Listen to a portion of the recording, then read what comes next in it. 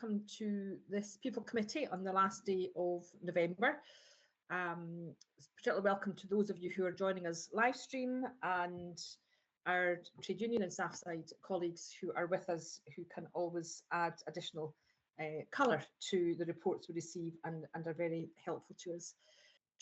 And I think a number of us have been having some technical problems. Should I drop off, Alistair Hay will take over chairing for me until I come back on. And we have no apologies received. Is that still correct? That's correct. Is Tom Halpin still appearing at this committee? Don't think so. No. He is. We don't have him on the call yet, but we are able to continue because we've got 4 members on the call. Okay, that's great. Thank you very much indeed. So just again, to remind us all, in terms of contributions, it's incredibly helpful if those presenting papers can make the assumption that members have read the papers and just draw maybe in a few minutes the key highlights they want to bring to our attention. I'll then open to members for questioning, bring in our trade unions and staff side colleagues to give comment on the papers and responses, and then circle back round to members for any further questions they may have. So I have no declarations of interest to date, so any other declarations of interest people want to declare? No, and I hear that's grand. Thanks, David, in terms of that. I think if people feel it's better to keep their cameras off so that they get the bandwidth in, that's grand. Thank you. So no declarations of interest. Minute of the People Committee of the 31st of August. Are people content it was an accurate record? Okay, that is grand. Moving on to 1.4, People Committee, our action log. Now, we did have a deep dive session on the 17th that covered the Your Safety Matters, and albeit a very brief overview of options for progression through the system in terms of promotion, and we took it from a female perspective. Are people content that that has happened and we've closed it off? There may well be other questions we may have, but they can come up during the meeting and we can take that forwards in a different way if we wish. David? Thanks, Chair. I'm just looking for some clarity to what the outputs of that were. I don't think we were involved in that, stand to be corrected if we were, but it's just what that looks like. Okay, so that was where we had the committee members ask for further information on that. So it was almost a particular briefing for us. So we had the Your Safety Matters briefing, which I'm quite confident you'll hear us reflect back on later on in the agenda. And then we had information about progression of females through the system. We took that as a moving through in terms of EDI. I think it was rushed. I suspect we'll come back to it. However, David, you raise a helpful point in terms of when would it be of value for us to have staff side colleagues alongside us in that to enrich the conversation. And I think we could probably make a note of that and take that offline as well. Thank you. Thank you for that. Did we have any female officers inputting into that? I think that's my concern. So it was I think a statistical presentation of data, David. It was, these are the women we have, these are how long it takes. I think it's unfinished business in terms of, I think it was, for me, it was a bit of information, but, and I'm keen to have a bit more discussion today about the actions that are being taken and what we're doing to improve that. But I know that when I meant to meet the IRG on EDI, then I know that one of the members there also commented on Black and minority ethnic colleagues also feeling that the transition up the ranks for them was slower than it was for their white colleagues. So I think there's something, yeah, and we had an incredibly powerful presentation on the Your Safety Matters, a lot of data, a lot of the improvement work. It was very, very impressive. That the female progression through the ranks, we really only had 20-25 minutes on that. So I think, as a matter of fact, it has happened, but I think it's certainly something we would want to come back on, and maybe later on when we're looking at some of the management information, we could have a discussion about other areas that we might want to pick up, if you're satisfied with that. Yes, thanks. Yeah, I think it's just the way when I read that, it probably doesn't look particularly good, the way it's the action, but as it is, and then there was a session took place and proposed to close. I think you could probably do with a little bit more narrative just to explain what you've said there, which makes entire sense. Okay, we'll catch that through, but that's helpful. Thanks for that, David. Susie?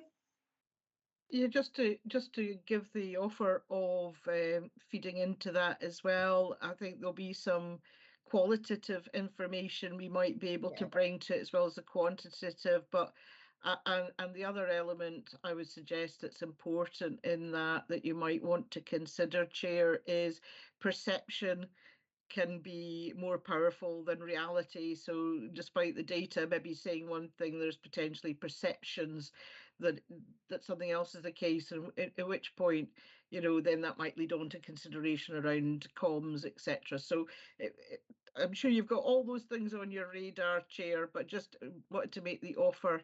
Very happy to feed into that. Thank you. No, that sounds as though it's something we ought to be taking up and having a broader discussion and debate and dialogue on. Like everything in life, never mind Police Scotland, it is intertwined. So it may well be that progression through the ranks is equally bad for whatever characteristic you have,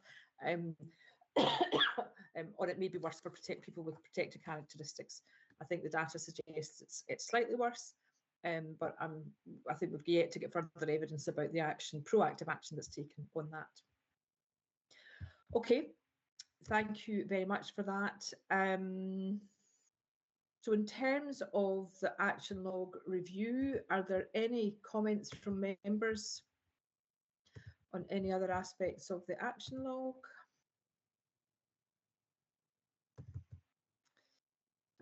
We could perhaps revisit the action log in terms of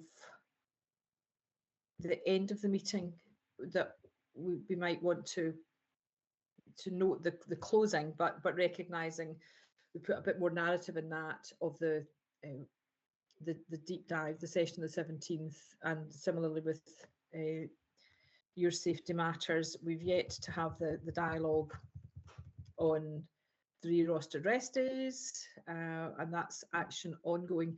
But could I ask about that, please, in terms of I will wait until we come to the paper that's in, because I just noticed that similarly with Strategic Workforce Plan, we'll have that later on. I'm noticing that having kind of been dates there that have moved on later on. So if we're content, I will then move on from the action log. Decision taken on private. Are we content to take items 5 to 7 in private? Okay, in which case we'll move on to 2.1 in terms of the Q2 workforce report.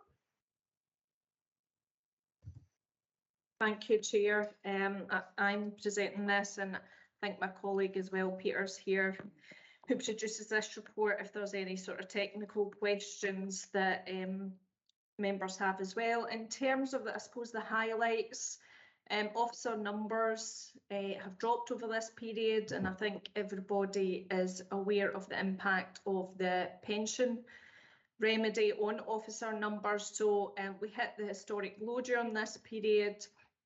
We've since then obviously had the intake, so officer numbers are currently sitting at just above 16,630.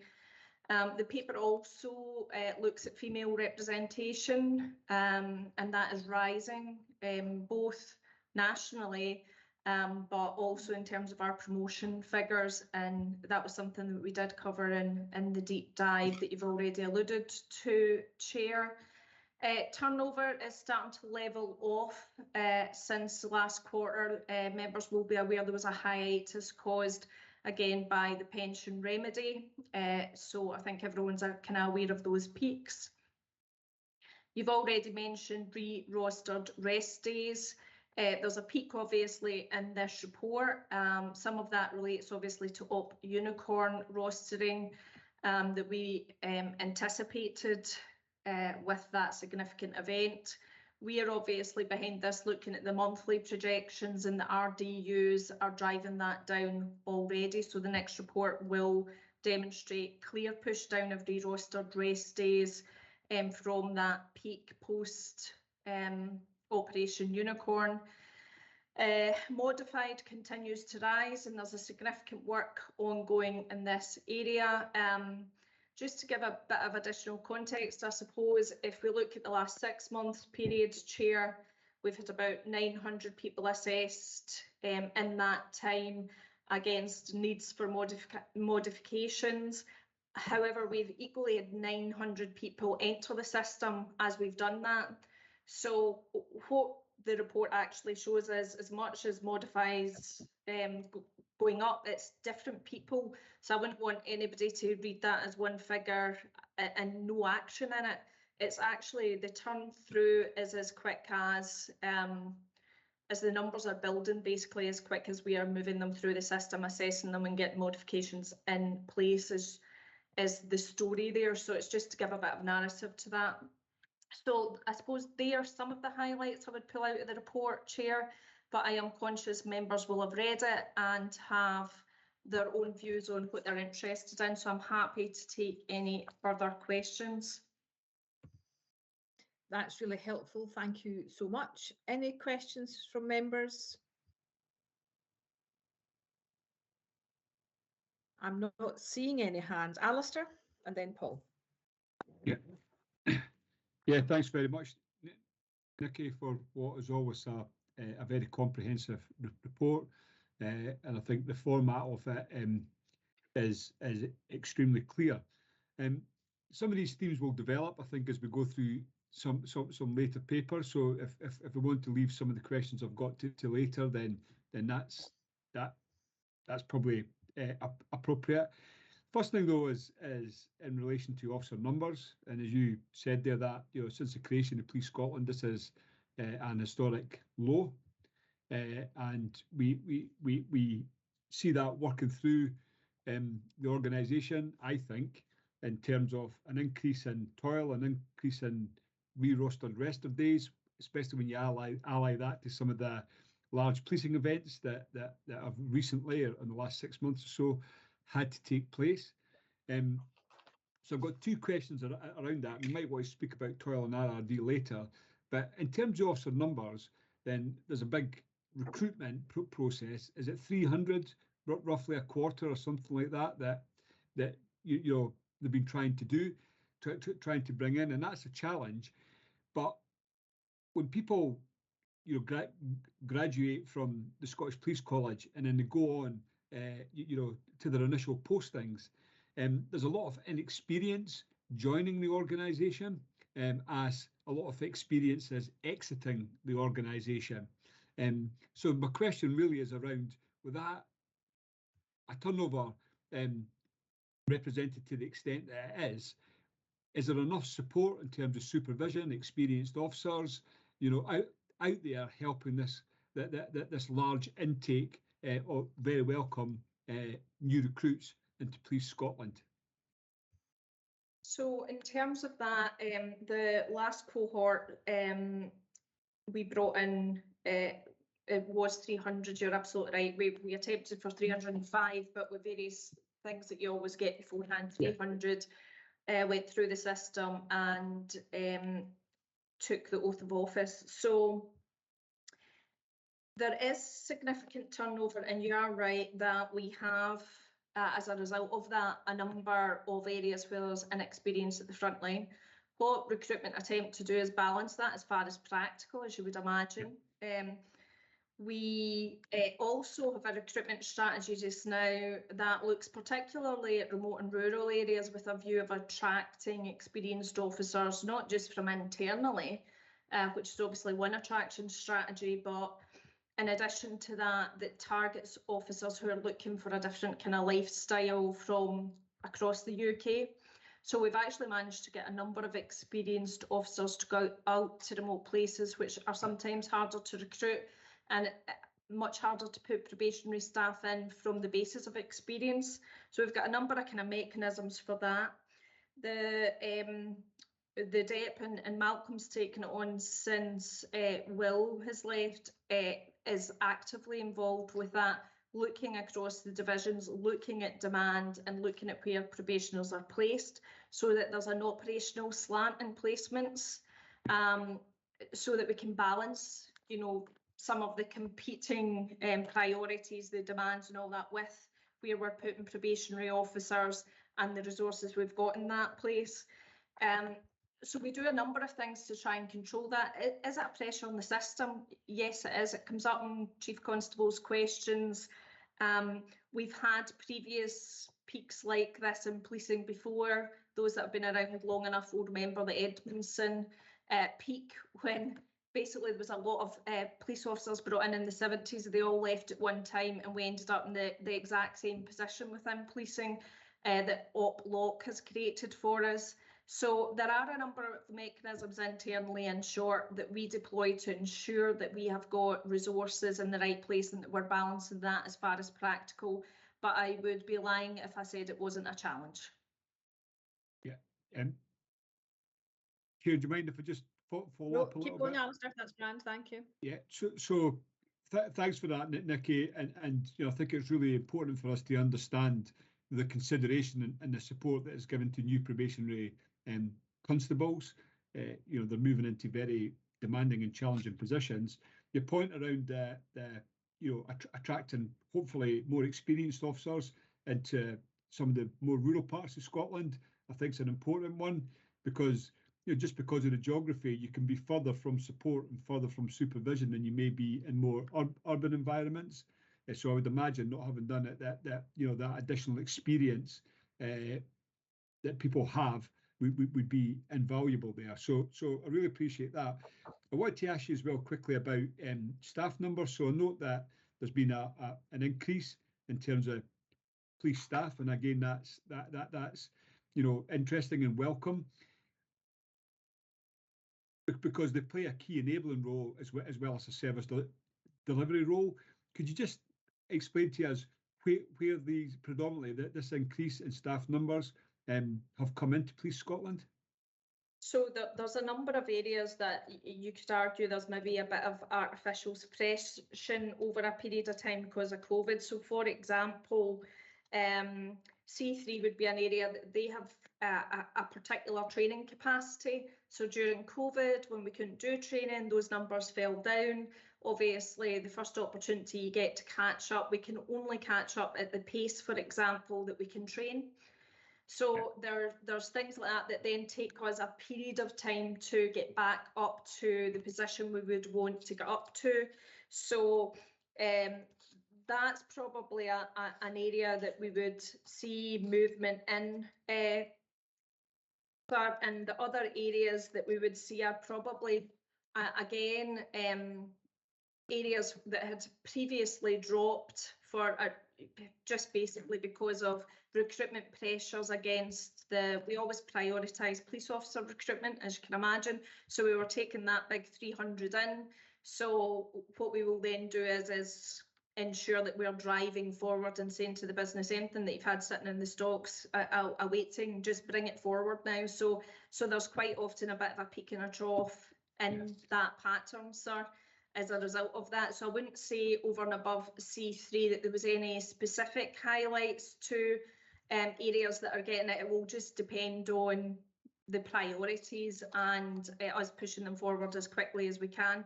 We've also had a rise in vetting. So one of our other considerations was vetting was slowing down slightly some of the appointment process. So that resolve of that issue by putting people into vetting, again, we'll have increased those numbers coming through the system that were in the pipeline. So all of those factors probably play a little part in the overall picture that you've got in front of you.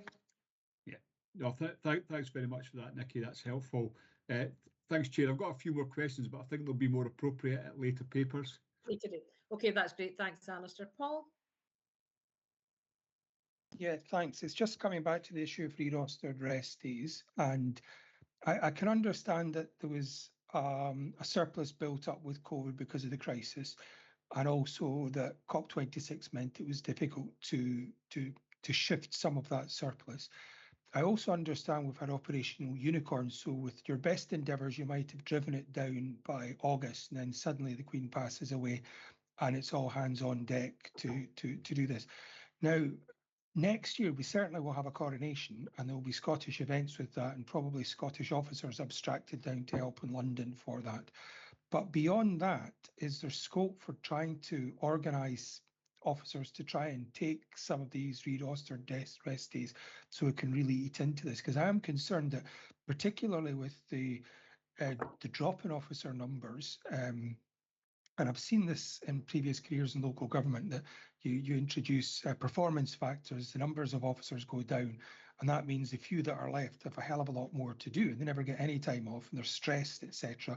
They end up dropping off sick and so on, which is not what we want. It's nobody's interest. So is there a concrete plan in place to try and really get stuck into this before we hit the May 6th coronation and the need for officers to again be all hands on deck for that?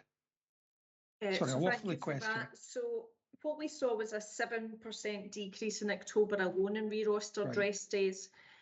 So the RDUs, they're quite talented at scheduling these things and trying to get people to take them as far as practical. We did a recent deep dive into re-rostered rest days to say what else can we do over and above our processes and procedures to understand re-rostered rest days and impact them. So that deep dive came up with a couple of things. The predominant reason for re-rostering rest days, particularly in the front line, is court duties, so being called to court. So the difficulty with that is that we're reliant on a partner in some of that. Now, we did have a really helpful meeting recently with our colleagues in the court services to look at what might help that. So longer term, obviously, body-worn video, where there's an evidence submission of video, can make the Crown look at that and say, well, do we really need the officer as a witness on the basis that actually we've got everything that happened in that interaction? So certainly technological investment will help us longer term in that space. The other thing that the Crown raised was being able to provide evidence up front. So again, our digital strategy moving forward, evidence provision in that space, and being able to provide that to the prosecution and the defence early doors means that other people, that perpetrators might decide, all right, okay, looking at that, I should just say I'm guilty now rather than wait to see the evidence. Now, that will certainly help in terms of court scheduling, and again, our officers requiring to turn up to court. So there's things that we need to work through with partners that will be longer term fixes that have been difficulties for a long time, and I'm sure David and Susie and others will be able to give more detail on that than I will. And then there's other things that are in our gift, but they are the minority kind of thing. So one thing, for example, is the scheduling of training to start early on a Monday morning. If you're travelling from the islands, that means you're giving up your Sunday, you're travelling in that, and then you need to have that rest day re-rostered. So what we have looked at is working with training to say, can you push back training times and things like that so that people, it cuts into personal time a lot less. So that is in our gift, and that's what we're driving into.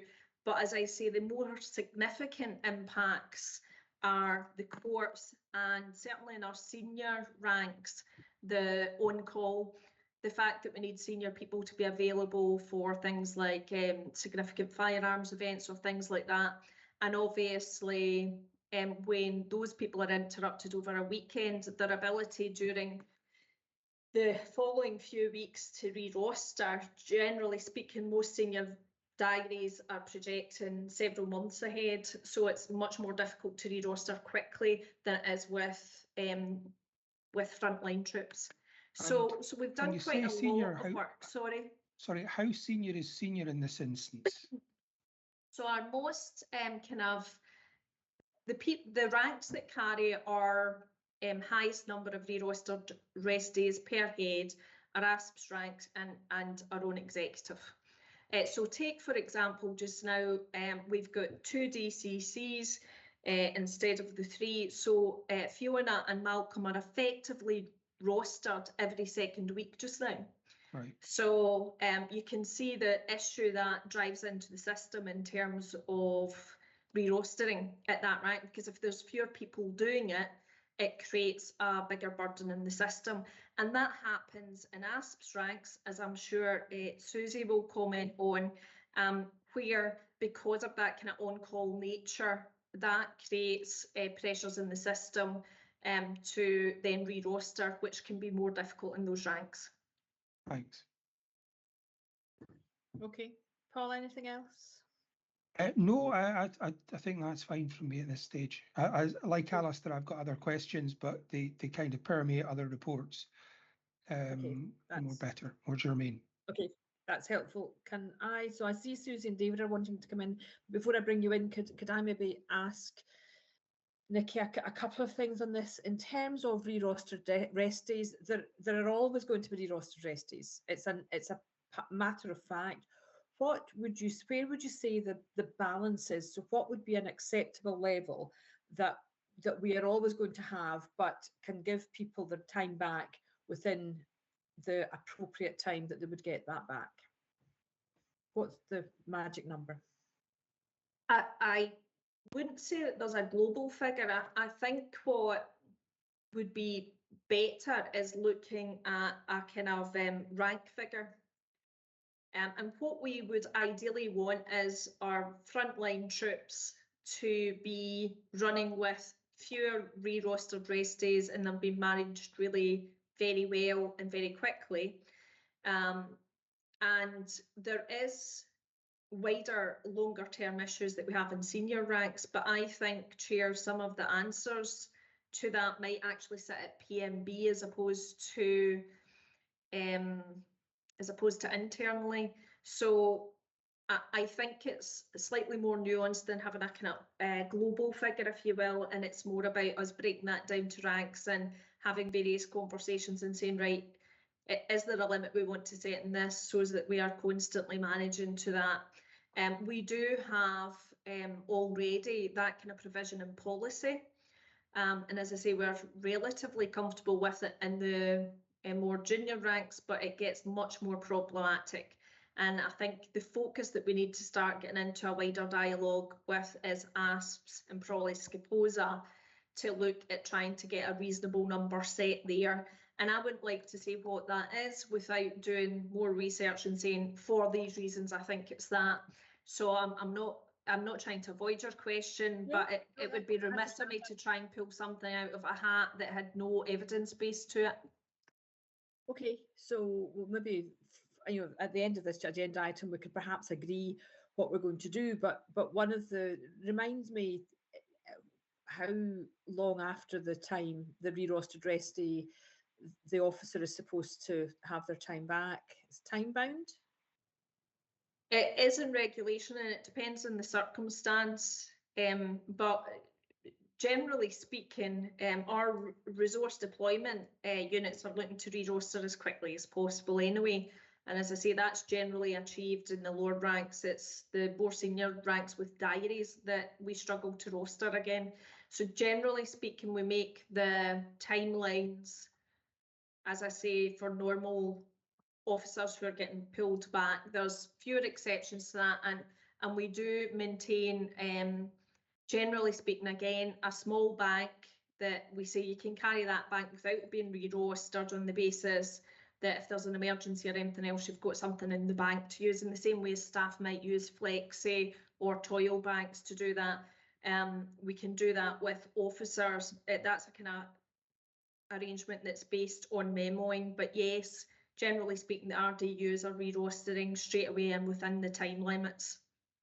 Okay, so the sweet spot, I think I'm hearing you say, is everyone having the re-rostered rest day, or everyone below superintendent rank having re-rostered rest day within the regulated time.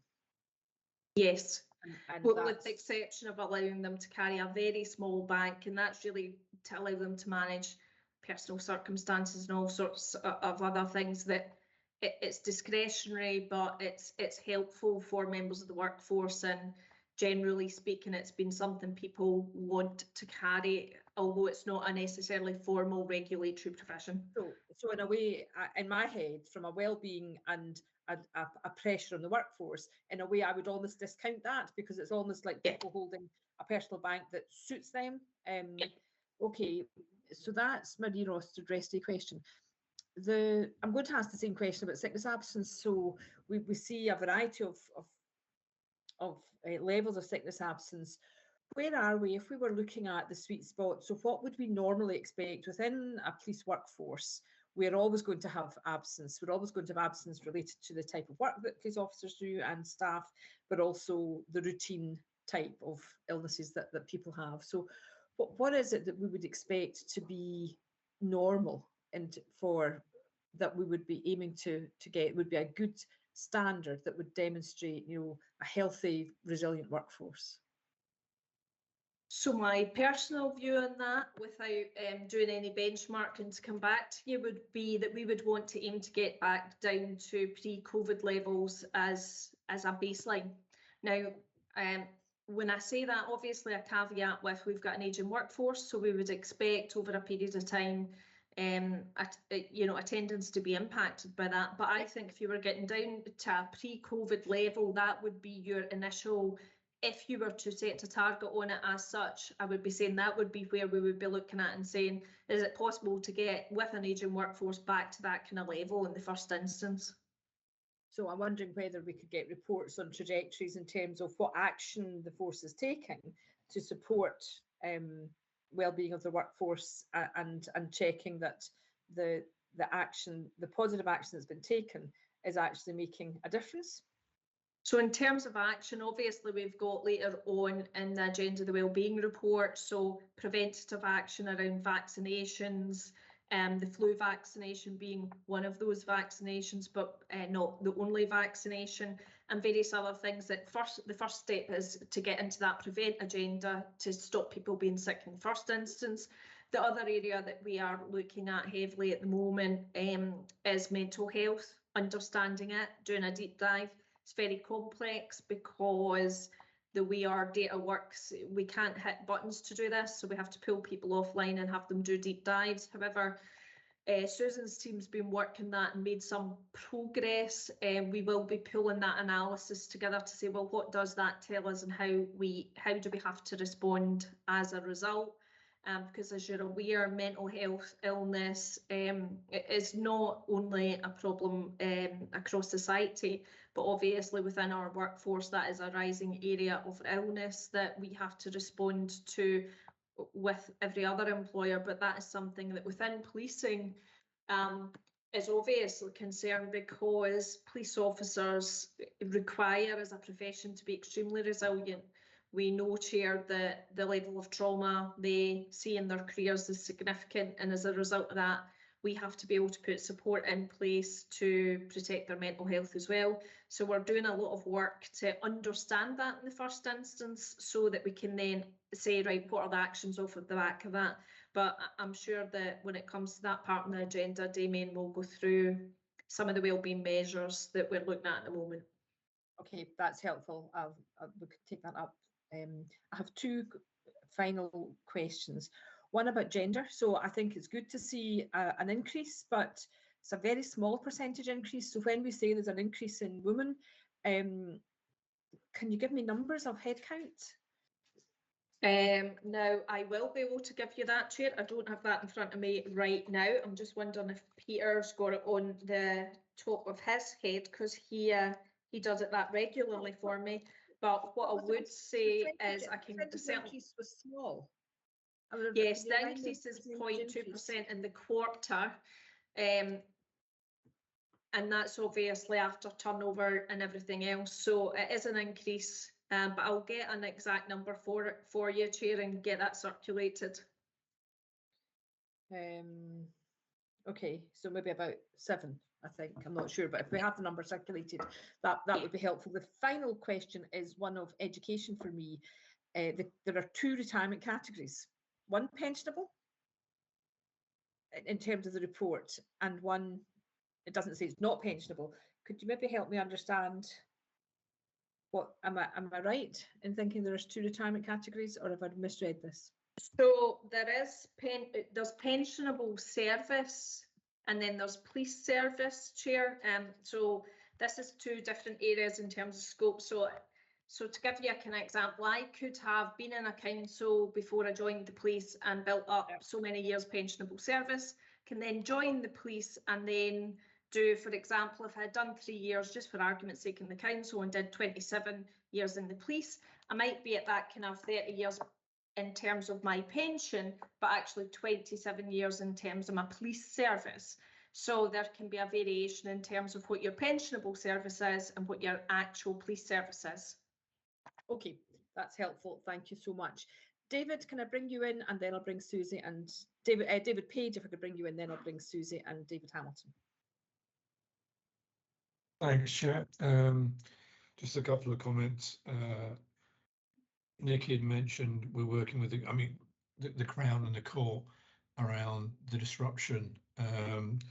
There's a bit of kit called Court Scheduler, which is the thing that schedules, and we're doing some development work, Police Scotland IT, with the courts and the Crown, and we're looking at testing a new version of that in Q1 next year, which might help. The other thing I was going to mention, because it hadn't been mentioned earlier, was part of the pay negotiations for this year and the PMB was around the strategic commitment to reduce the disruption to officers and staff from things that could be avoided, and we've already talked about courts as being one of them. So this whole area of reducing the impact of officers on officers and staff of interruptions that basically require an RRD is one of the areas that we'll be looking at in partnership with the Federation and the unions as part of that strategic commitment.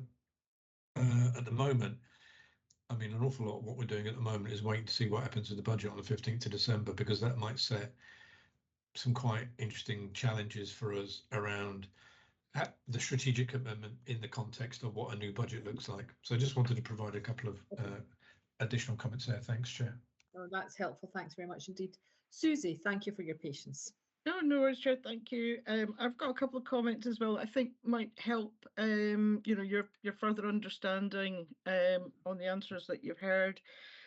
Firstly, absolutely, there have been and there are ongoing attempts to get early pleas at court. Those were suspended through COVID. They were sheriff-led generally, which so we have to be sort of led by them as to when they felt comfortable restarting those. But my understanding is they have restarted and generally come under Chief Superintendent Barry Blair. Looks at a lot of that work. So that, I think, as far as I'm aware, that has restarted, and that should bring some earlier pleas. And in terms of the re-rostered rest days, it's a really fine balance between well-being and needing to give people their rest and also not penalising people, because most of these have been accumulated at the behest of the service, whether that be through additional duties or lack of sufficient resource or dealing with a major event. So it is quite a fine balance. I think you heard in Nikki's response to your questions, and it might have been your question, Paul, that one of the main drivers for it in the senior ranks is on call.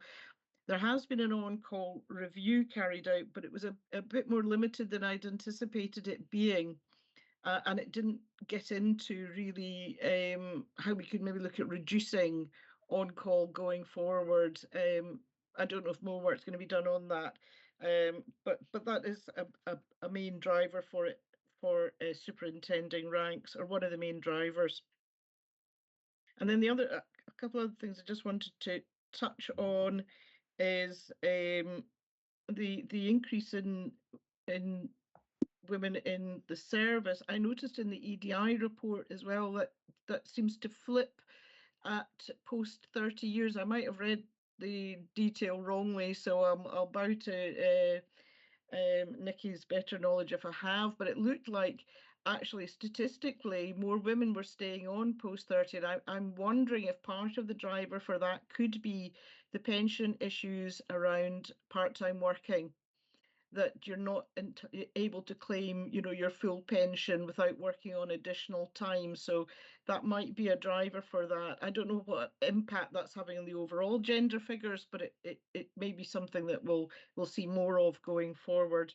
And then just the last point I wanted to make was around retirals, and I think we're getting again, I think there might be some more information later on in the meeting around that, but I think it's worth having a watching brief on retirals. I'm thinking March, April, when the first year of the 5% pay increase is in, and then the other spike potentially might come in October when the pension remedy is decided. Now, even if things aren't in place at that time, a lot of my members have those dates in their heads. And even if things aren't sorted out, they may say, well, I'm just going to, you know, I've been thinking towards October 23, so I'm going to go, even if I'm not going to get my my figures. So it's just to make those comments, which I hope will be helpful to you, Chair. Thanks. Susie, that's really helpful, and I'll come back to the management team on the on-call piece in a moment, but David Hamilton, again, thank you for your patience. Thank you, Chair. Just a couple of, again, additional comments to make. On the re-rostered rest days, first of all, I think the problem, and it was alluded to the chief officer rank, there's not enough of them. And that's, again, one of the pressures we're seeing at the lower ranks as well, where there's just not enough officers to take the time.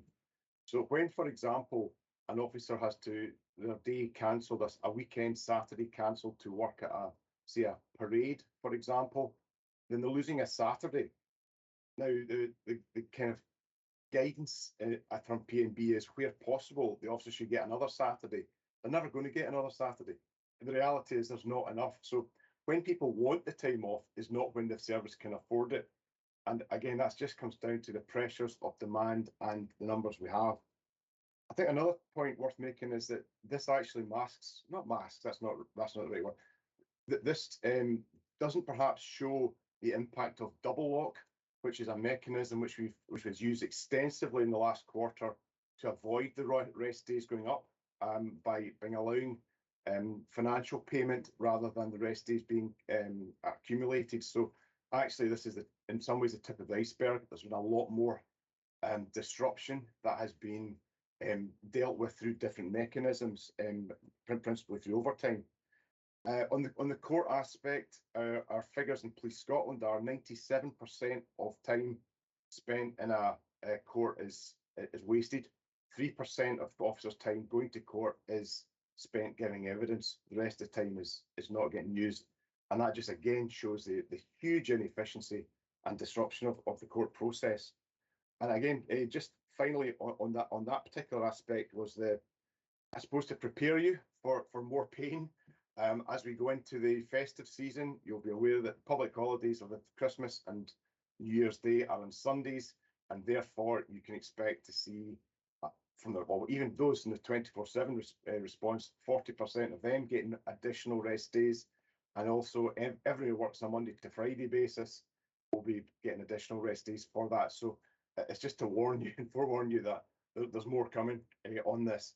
And when you combine that with where the annual leave situation is, £33 million carryover projected at the moment, you know, it's difficult. And a lot of this is down to the fact that the officers can't get the time off to you know, essentially take the time because we can't afford it. And that's what we're getting back is at a local level, can't get the time off, although they want to. Just on the leaver side of things, again, it's very interesting to see where people are leaving from. But I think the other aspect of that is where the posts are leaving from. so that if the Chief Constable has made a commitment into the 3 priorities of local policing, C3 and PPU, and I think this is where it'd be interesting. I suspect you may be interested in the future of seeing where do the leavers posts actually go? Are they transferring, or are we just backfilling into where we currently are? Because there's an opportunity here of being more dynamic, perhaps in terms of the workforce profile, as to if somebody comes out of a particular area. Not to say it's not important, it's just not the priority. And I think we need to start living and breathing those priorities, because we're not convinced that we're seeing those yet.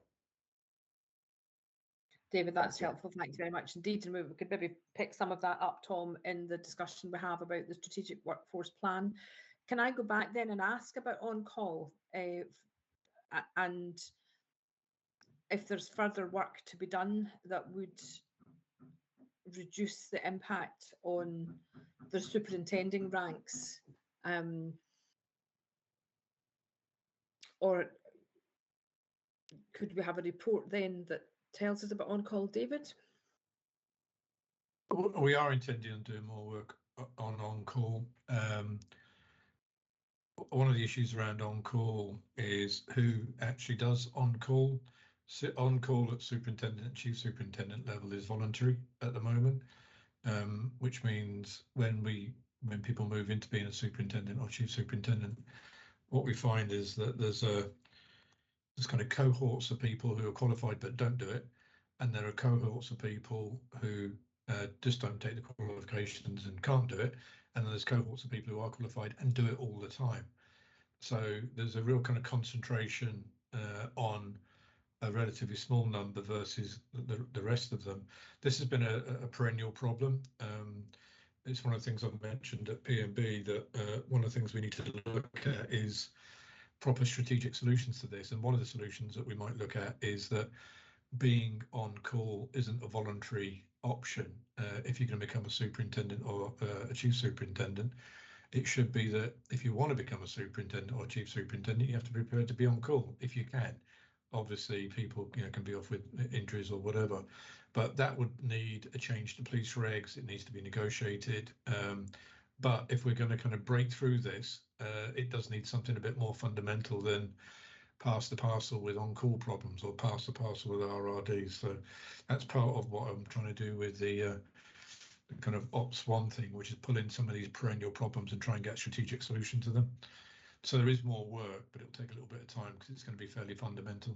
Thanks. No, that would be good. We look forward to hearing how that is, because you're right, there's a number of these things that are perennial problems, and therefore a cool light of day planning approach, working in partnership with the staff side and trade unions to move that forwards would be really, really helpful.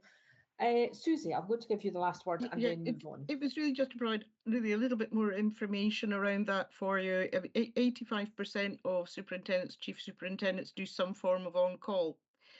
So albeit it's voluntary, the vast majority are doing something. One of the issues is it's lumpy. So some on-calls are extremely busy and impactive, and other on-calls might be more rarely required. So it's maybe just having a look at all of those things together. But I appreciate Mr. Page and the exec do have it in their sites, and it's good to know there's going to be a follow-on from the initial work that's been done, which we would very much welcome in ASPs. Thank you. Okay, excellent. Thank you very much indeed. So over to you now, Tom, in terms of the biannual strategic workforce plan update. Thank you, Chair. Yes, the paper's there for members. I'm not going to go into great detail. It follows from the last update, which had more detail back in June on the 8 work streams that had been developed as part of that original SWP in 2021.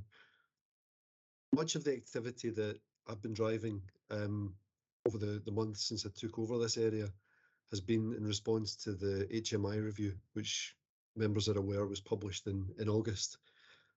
Which is a fairly fundamental look at how we go about strategic workforce planning.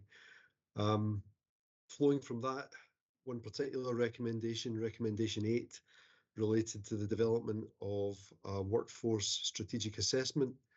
That's underway, and it's work that we'll bring to this committee in February.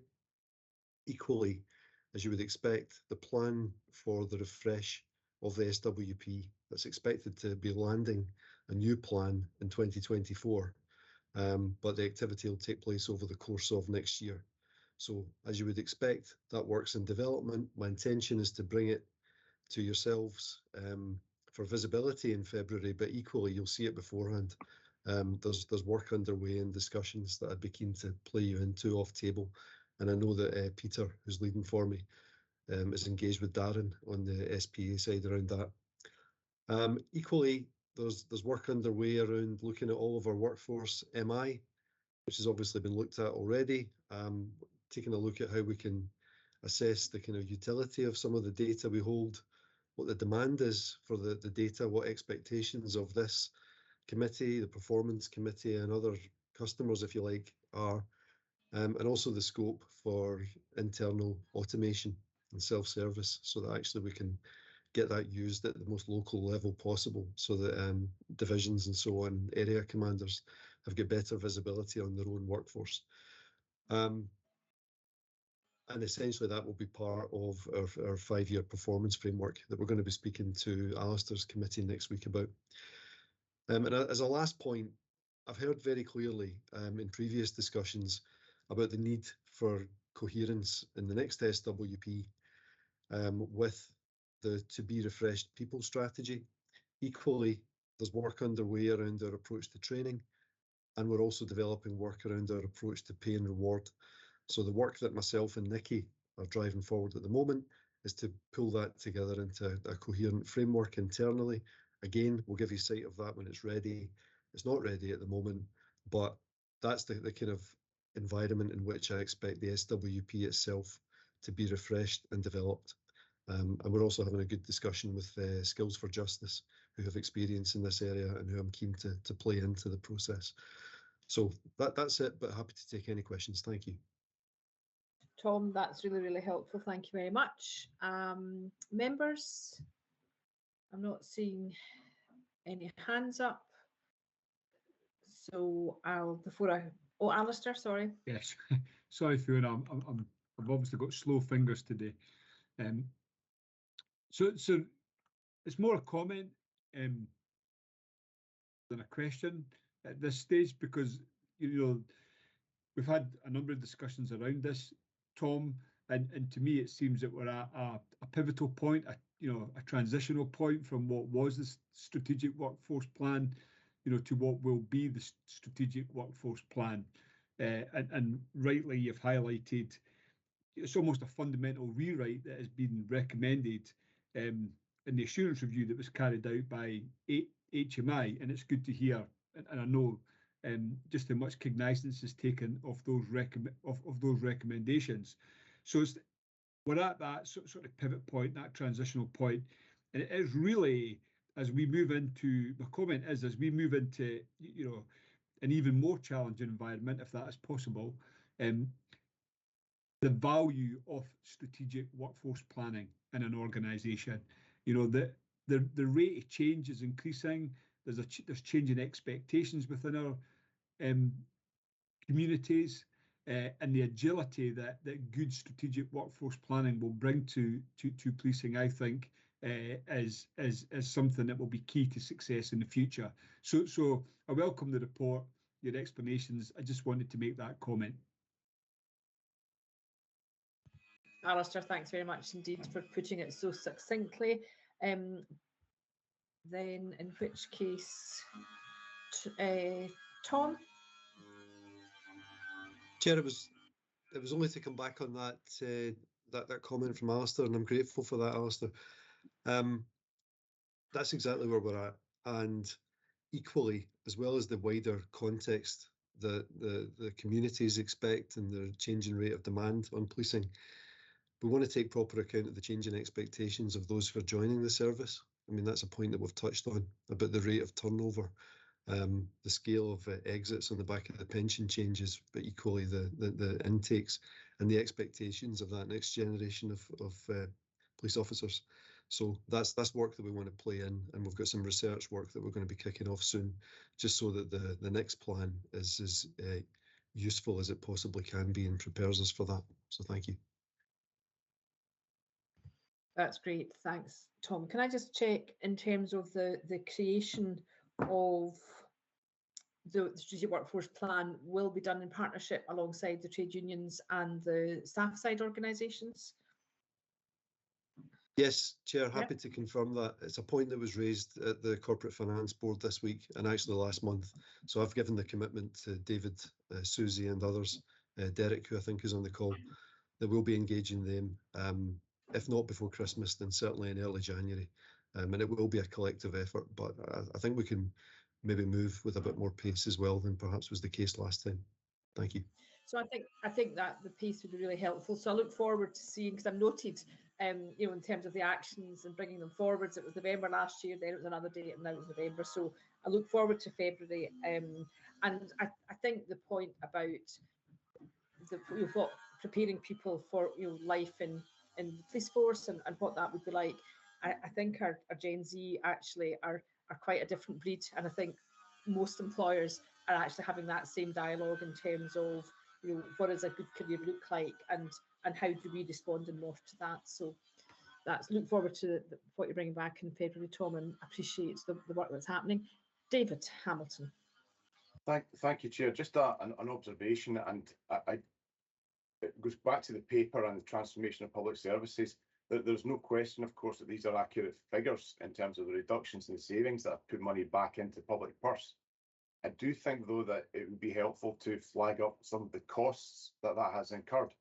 So, for example, it's entirely accurate to say that we've 20% of the fleet is electric vehicles, but actually there's a cost to that, which is that a lot of officers can't get access to vehicles because they're waiting for them to charge because we don't have enough chargers. And those are some of the challenges that fit within the in trying to do what we're doing. By cutting down the number of management ranks, there are consequences to that, perhaps not very easily to put a financial price on, but we know that we've got some management cultural challenges because of a reduction in supervisors and so on. So I think I would just comment that on top of the savings, which are accurate, we need to be honest as to what the picture actually looks like, which is not, this has not come without any cost in other areas of the business. It's a cash return, but there are other costs which need to be factored in as well. No, I think that's really, really helpful, David. And at times when a decision is made, say, to reduce the supervising ranks, on balance, then the unintended consequences may be that it was too bold, or having worked through it may need changed. And I would look forward to seeing that in the strategic workforce plan. And I think you're right in terms of the transformation, in terms of some of the unintended consequences. But these lumps and bumps need to be worked through. But please, thank you for raising that as being an issue that is day-to-day life for many officers and staff. Okay, that is helpful. Thank you for that, Tom. Going back to you, Nikki, in terms of the Wellbeing and Inclusion Report. Thank you, Chair.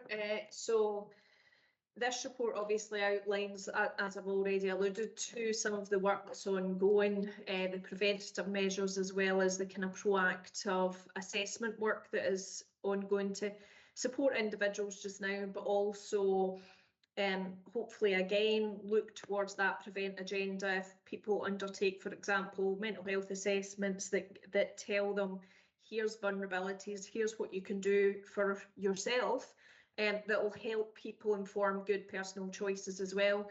So I think the report's all there. Happy to answer any questions. And Chair, can I just apologise? Susan Beaton was attempting to join us today, but has had a horrendous day with technology. So we've got Damien here, who ran here having dropped their child off at nursery. So he's probably a little harassed, but between the pair of us, we're happy to answer any questions. That's grand. Thanks very much, Nikki. And of course, we've all had terrible IT days, so we do understand. Okay, so thanks for that. We've rehearsed probably some of the wellbeing issues that already. Any other member questions on the report? Paul? Yes, thanks, Chair. Just a couple of areas I just wanted to look at. I'm interested in the area of trauma and policing, and I'm conscious that trauma, the impact of trauma further down it's not something that manifests itself on a schedule. So I'm curious how long Police Scotland keeps support in place following an incident, because perhaps it's not going to be in 6 months or a year by the time you actually need help. It's further down the road. So that's the first question I've got. So I'm going to pass that one to Damien, but the first observation I would make, you are right, but one of the mechanisms that TRIM tries to address, and it started off as an assessment in the armed forces, in the RAF, I think it was, it started, is that early intervention can stop that going down the line. So it's a prevent measure. So that's why we've got TRIM in place to try and engage at the earliest possible opportunity. But I'll pass to Damien in terms of that longer term. Yeah, I think you're totally right there, Nikki, and what you say. TRIM is in place immediately after the post 24 hours to ensure that there's a wellbeing check in there, and then we would have a series of interventions after that. Right. It can be a referral from a line manager, but also you can self-referral into that program at any given time. In terms of what the TRIM program does, it's a 3-month period afterwards. But what we really recognise is the accumulative effect. So it's not, TRIM isn't something that you can be involved in once. It can be after multiple events to ensure that you have that support mechanisms in place. The important aspect of it is the role of the line manager as well, to ensure that those check-ins continue after the 3-month period. As you said, TRIM or trauma can present itself at any given moment. But that program is there at any given time for anybody to self-refer, line management referral, but also we're really trying to increase awareness amongst line management supervisors is to check in on our people, to ask that question, are you okay, repeatedly, because it can be that a cumulative effect. We also have our Help EAP, which is there 24/7 for anybody that requires support as well. What we're trying to do with trauma as well is to do a lot more awareness sessions with us, so people get a deeper understanding of the after effects of it, and trying to expand that in terms of our Lifelines program as well. There's a post-trauma session within that LTD program that we have running as well. Great, thanks for that, Damien. My next question is about the ill health retirals, and it's on 2.18. And I'm seeing there that the waiting times have been cut quite substantially from 21 months to 12 months. What I'm interested in is, firstly, I'm assuming that's a good change in performance, but what is the target that you're looking? What is the optimum amount of time that we would want this to be driven down to? I think go ahead, Nikki. Sorry. So I think previously we did significant work in regards to ill health retirement. And I think our kind of best average that we ever achieved, Paul, was probably around 6 months, because there's applying for medical records. So not all the time frames sit within the service gift, or indeed the individual gift, I hasten to add. So that was probably where we managed to get post-COVID and prior to the backlogs, and in addition to that, when we had a good, or a better, should I say, supply of medical practitioners who were qualified to consider. So I think, again, similar to the earlier conversation, that's a good target for us to try and achieve again. We are always going to be trying to look to turn this around quicker time, because we understand the implications it has for an individual who's waiting for a career decision, which is very difficult. So it's in our interest and the individual's interest, and just in terms of good employee relations with partners like the SPF, ASPs, etc., to have that as low as possible. But as I say, earlier work where we revised processes and everything else, it still came to about 6 months was the best case average that we could achieve. So if anyone said below that, I think it would be stretching, unless there was some massive change to the system that, like we could connect with NHS systems and pull off reports without having to go through consultants or something like that. I think unless there was a significant change in the system, it would be difficult for us to do more than that. No, that's great. Thanks for that. That's me, Chair. Thanks. Okay, thanks very much. Nikki, can I pursue the ill health retirement? Are we confident that the steps we need to take are put in place to get down to that 6 months?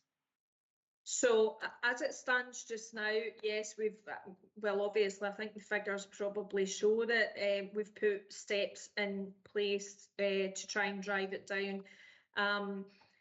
We've also looked, obviously, out with our current provisions to try and get resources into this space to address the backlog. I would say as it stands just now, we're in the best place we can be with the contract and everything else we have in place just now. As members are aware, that will be coming up for review next year. And as you would anticipate, Chair, we are driving to say, well, what else can we or can't we get in the future? That will be, as the DEP's already mentioned a few times, related to the spending review, what we can spend in that contract and various other things. But I would say that it's going to be one of our priorities. We will certainly be pushing very hard to say this has got to be protected, because it's in everyone's interest to have a good service that gets people back to the front line where possible, as quickly as possible, but also supports ill health retirement and other things. So under the current provision, yes, Chair. So under the current provision, when will we get down to 6 months if we're doing everything we can? So I will certainly look at putting projections together for the next meeting, if that's okay, Chair. I'll take that one away. That would be very, very helpful. Thanks for that, Nikki. And then the other question I have is a kind of slightly more esoteric question in terms of, I think a lot of what's been done to support staff and officers is exemplary in terms of that support that's put around and the commitment to that. I guess the question I have is, how do we know that the support that we're putting in place, so it's evidence of effectiveness, how do we know that it's doing what we think it's going to do? And how do we measure it so that we're confident that if we do these 6 things, recognizing that, and you know, for all of us on this call today, it may be that the 6 things are going to be different, but you know, that whole panoply of very, very good support we put in place, how are we going to measure that it's effective? So I think we've got probably a number of metrics in place in terms of use, etc. But the real proof is in the pudding of people's well-being getting better, really. Now that's against obviously a national backdrop of ageing and disability and all these other things. But what our intention is, well, obviously Scottish Government's strategic intention is to keep people in the workplace, doing meaningful jobs for as long as possible. And we are no different to any other employer in that we require to do that with a reducing Scottish working population as well. There's a number of things that we are looking at, because the work on wellbeing is one component of it. The next component is that reasonable adjustments. We have significant difficulties in that area in terms of our kind of latest engagement with access to work. They've highlighted their timescales for reasonable adjustments are going further and further and further out. So we are going to have to look at areas like that to say, well, if we are to achieve our objective, and it goes back to almost that the same issues that are generated sometimes by partners can have a bigger impact on us internally, we are going to have to look at how things like reasonable adjustments put in place as quickly as possible can be carried out. There's obviously, and we got this in Chief Constable's questions, there's a backlog in the NHS, people waiting for operations and that take people off work. Is that something that, you know, we should be investing in given a closing budget or not? So there's going to be some difficult, I would suggest, decisions that will have to be made, that will have to be evidence-based as well as to where we put our money and how we do that to most effectively retain our workforce. But some of it is out with our gift and some of it's in our gift. So I would be suggesting that the focus for us is what's in our gift, how do we quantify the impact of those things that aren't, and therefore how do we invest a reducing budget to be as effective as possible? And that's not going to be easy, to be honest, Chair. So I'm not going to pretend it is, But I would suggest that some of that work we are going to have to work on when we're better aware of some of the financial backdrop as well. No, I think that would be helpful, Nikki, and I would welcome even a discussion paper back to the committee on how will we know in terms of the workforce wellbeing.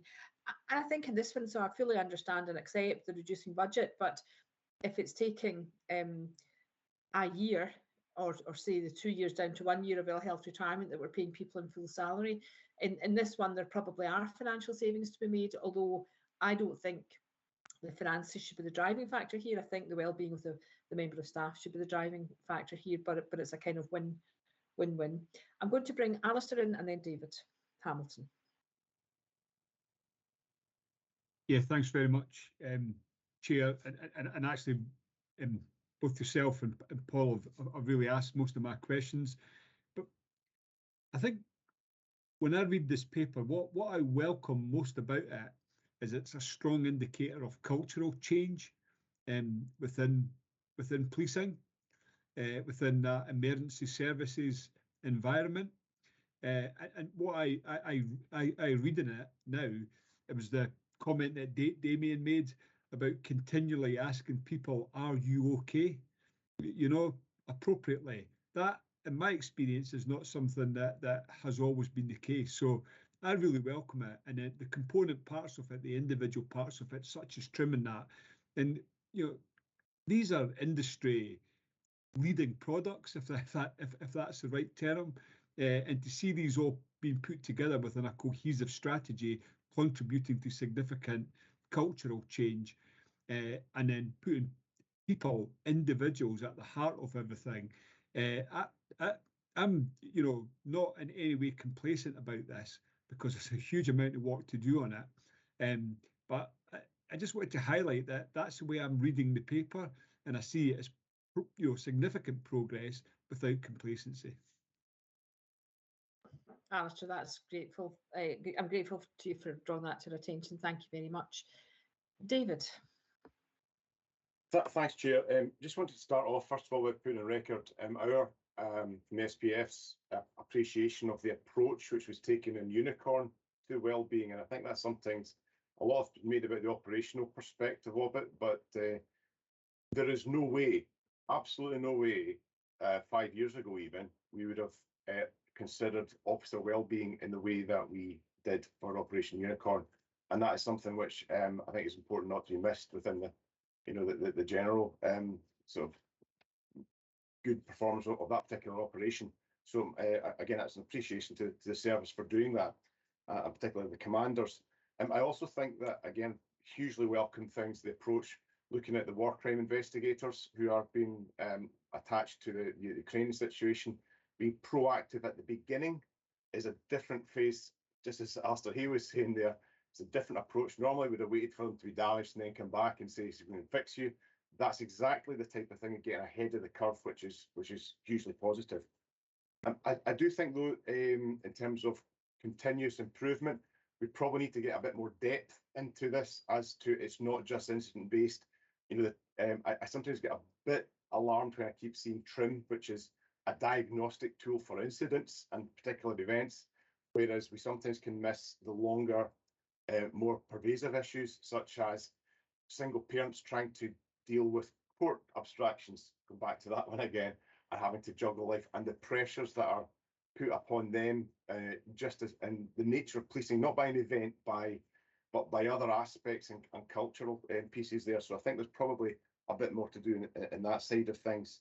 And then just finally on injury health retirement, ill health retirements, that's again good progress. We're going the right way. We appreciate the fact that there've been more SMPs brought on board to help deal with that. But I think it's very much about a management of expectation to a lot of the officers who are going through that, and I think that's the kind of thing which we're still struggling with a little bit here, is people perhaps going into the process and just not knowing when on earth they're going to come out, and we've still got some very, very long running ones which really need to get finished off. So, but we're, you know, in general, going in the right direction in that. So appreciation for that. Thanks. David, that's really, really helpful. And I think both you and Alistair rightly have brought that, so when we get data that comes to the committee, it's for learning and improvement, it's not for judgment. And I think the moving forwards, even just the small nudges can be really, really powerful and encouraging to see that. And, both yourself and the other staff organisations and the trade unions who support members, both through any psychological, any wellbeing issues or the ill health retirement, we're very grateful to all the work that you do for that as well. We have been referred an action from the Resources Committee, which is about further analysis coming to us in respect to officer wellbeing, impact of high levels of overtime and details of divisional trends. So I'm making the bold assumption that will come to our, it's constantly, I think you've assured us over this meeting that it is something that's constantly kept under review, but we would look forward to having a report on that for our next committee meeting. Alistair? Yeah, thanks very much, Fiona, for bringing that up. I sit on the Resources Committee and I'm sure most people are aware of this already. On resources, there is a much greater focus in terms of the financial impact of things like re-rostered rest days, but members were absolutely aware that it is ultimately about people and ensuring their welfare, and it's not really fully within the terms of reference the Resources Committee to look at in the depth that perhaps People Committee can, and that is why that action has been referred across, and it's just to make sure that the interdependency there across committees is not lost. And I think we've given some good consideration already to this today, but a little bit more in the future, and a little bit more clarity around it would be very helpful. Okay, that's great. Thanks very much, Alistair. Okay, so we'll move on now to the biannual Equality and Diversity Report. Nikki, still with you? Thank you, Chair. So this report, as members will recall, relates to our statutory joint outcomes, and as a result, it's kind of distinct and separate from the Policing Together EDI strategy. Just in case members were anticipating kind of us starting to respond against the plan, that will be coming in future meetings, Chair. But this relates to the statutory outcomes that all Scottish public bodies will have and therefore will report on. The specific people ones, members will recall, are kind of 5 to 8. And this report evidences the kind of activity behind what we've been doing in that period to kind of mainstream the equality, diversity and inclusion agenda across Police Scotland. So obviously there will be some factors that will relate to Policing Together, as you would anticipate, because the action plans that we had put in place, we also absorbed into that process, and we didn't throw the baby out with the bathwater. But this obviously is the update report, so I'm happy to take any questions, Chair, on it. It's got a lot of different activity throughout it that are both within the kind of corporate world, but also go right across policing. So I will be happy to answer what I can. Okay, thank you very much indeed. Nikki, any questions from any members? I have a couple then. So 2.155 or 2.15 talks about various themes being analysed, and my question is, when will we see them in terms of coming there? And then we also have pages 14 and 15, a lot of activity, and how will, it's about that evidence of effectiveness, how will that be evaluated, how will we know? And one specific question about the truth to power sessions. Do you think there's an aspiration that actually these sessions perhaps at some stage won't need to be had because the culture will have changed and that ongoing dialogue will be routinely exchanged, so that we're not needing to set up a specific set truth to power session? Yeah, so in terms of 2.15, that's the kind of lever profiles. So in terms of the leaver profiles, obviously we have now looked at our profiles with regard to a wider variety, and one of the discussions that we're having at the EDIE is a wider variety of categories. But in addition to that, what we've started with our wider employment data is to look at what we can correlate together to look for broader trends. So an example of that would be, Chair, where we look at, so for example, sexual orientation and age. And do we have the trend that we've got in society in our workforce of, for example, the older you are, the less likely you are to say that your sexual orientation is anything but heterosexual. So it's patterns like that that we are looking for that help us then support divisional commanders in understanding the makeup of their divisions, and also by extension then to see what's the quality work that might benefit this area of our workforce. So for example, again, if we know that in rural divisions, so in rural areas, the trend is, again, people will not disclose their sexual orientation.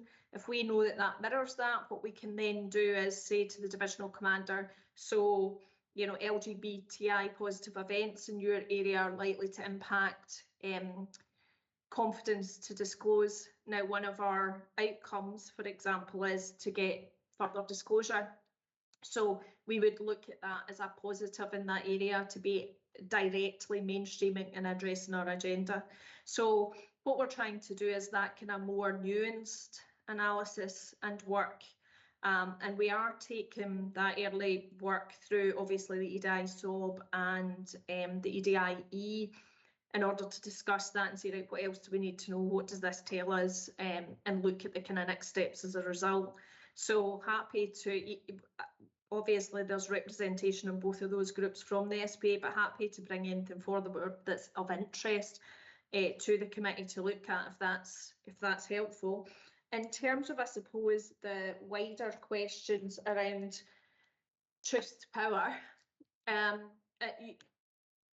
you're absolutely right. In terms of the original mechanism of truth to power was to dive deep into, right, what's the lived experience of our people, or what are they wanting to tell us as lived experience at this point in time. We knew from Damie Eilish that there was a number of cultural issues that were highlighted. So what we wanted to do was understand really what it felt like to actually be a constable on our front line. Now that is helpful insofar as it helps inform a dialogue. The other thing it's helpful in respect of is some of the incidents that we discussed at those sessions were quite historic, but the organisation had never given individuals the opportunity to say, I was really upset with this, I've carried this in my career, I need listened to so as I can re-engage with the organisation. So those sessions were very positive in that respect. However, you couldn't continue to have that dialogue for actually trauma reasons more than anything else on a longer term basis. So they've given people an opportunity to speak out. They've given people an opportunity to voice to the organisation the things that are important for them to see change by way of cultural change. And that gave the organisation the opportunity to build the action plans. They were built with those individuals. So you would anticipate that Truth to Power will go on for a period to give those individuals the absolute assurance that all of that and them coming forward with their personal experiences had a lasting and lived impact in the organisation. But what you would want to get to a stage of is that our checks and balances in terms of our Your Survey Matter, our culture work, all of this will start to impact so that the need for those sort of sessions and the need to be heard at that kind of level will actually start to dissipate in the organisation. So I can't tell you when we'll stop those sessions. There's still an appetite for it. We work with diversity staff associations and say, is there still an appetite? Do you want to have one of these meetings? We are content to have them as long as people are telling us they're helpful and they want them. But I would anticipate, as I say, that at some stage they will kind of wither down. Okay, and then before I bring Paul in, the evaluation of all the very good activity that's going on, will that be part of an ongoing piece of work that we'll have presented back to us in terms of outcomes? Or would we be wanting just to see that in start data? So I think there's different aspects to this. So first aspects is how we've been trying to build the narrative around DDI world. Members will be aware that historically our data in this place hasn't been very informative at all. We've spent some time building that, looking to correlate it and saying then what does that tell us? But in addition to that, with the launch of the Policing Together strategy, there will be further work carried out to say, right, how can we measure and how can we report this? And I'll be working with Tom's team in terms of APU, etc., to say, right, what do we have just now? What gaps are there then in terms of giving assurance? But what else can we do in this space to report this and show progress? Okay, that's great. Thanks very much indeed. Paul.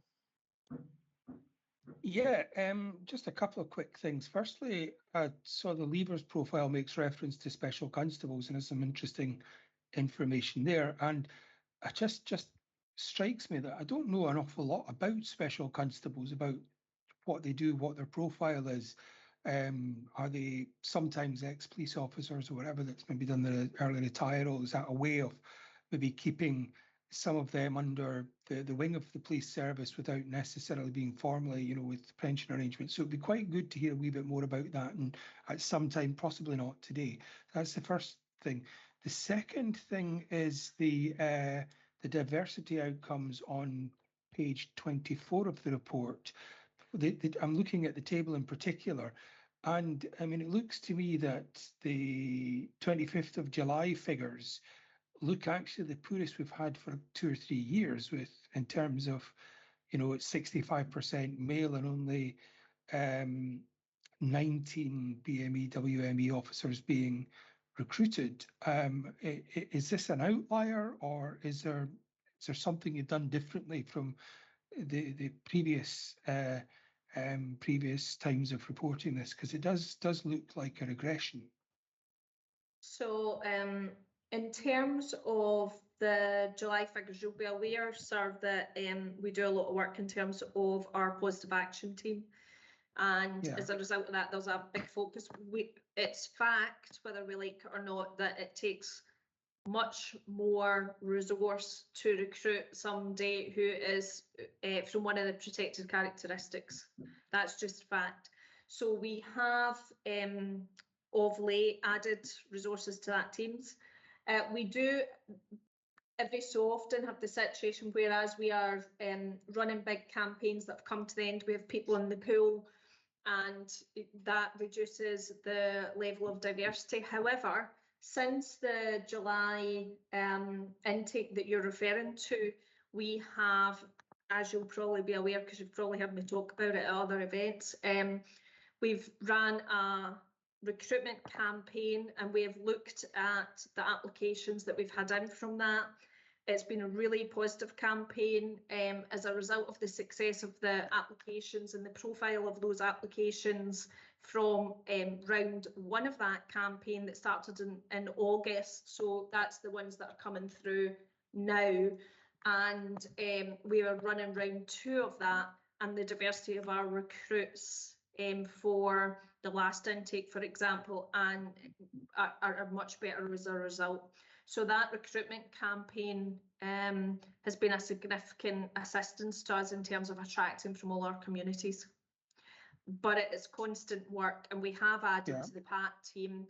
The other thing that we have also added is we're getting back out into the communities. So we did a lot during COVID online, which was absolutely the right thing to do and really helpful in terms of our recruitment during that period, and because we could have lost a lot of the good positive work we were doing. We managed to kind of stave off any significant issues, but getting back out, having those live events makes a big difference. So 2 weeks ago we had our neurodiversity event that was really successful, and actually on Monday nights are coming. We have a female in-person event at Jackton that is targeted at ensuring we get really high quality and enough volume of female applications as well. So a lot of work going on in that space. I'm happy to get some further recruitment information on the campaigns and how that works. But we are doing analysis on that wider recruitment campaign by way of applications and what they looked like, that I'll be happy to bring forward and give you that assurance that that's been successful and is helping us with that challenge.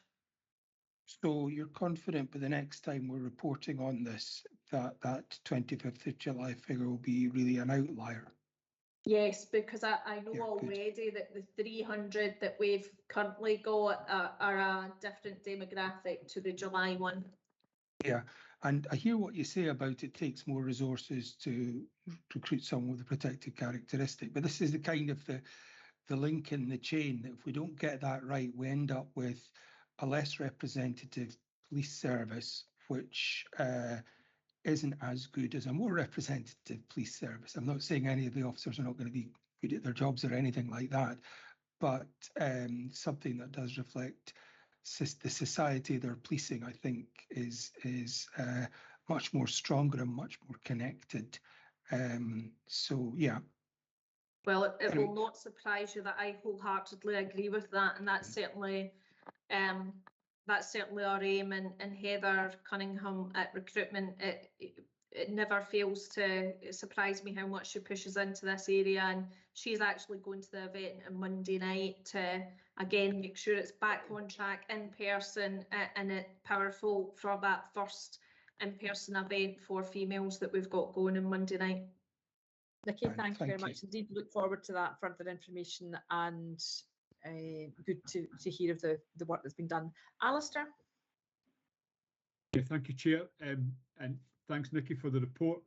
And obviously, it's a specific report, but it speaks early on in the introduction about the whole service approach that's going to be required for the implementation of the EDI strategy.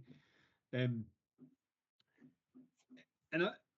I'm just wondering that just in recent weeks, months, even days, there's been some significant reports published, significant commentary around some of the challenges in terms of the cultures that relate to EDI within uniformed services, policing, absolutely, the armed forces, that, and then just at the weekend there, the London Fire Brigade.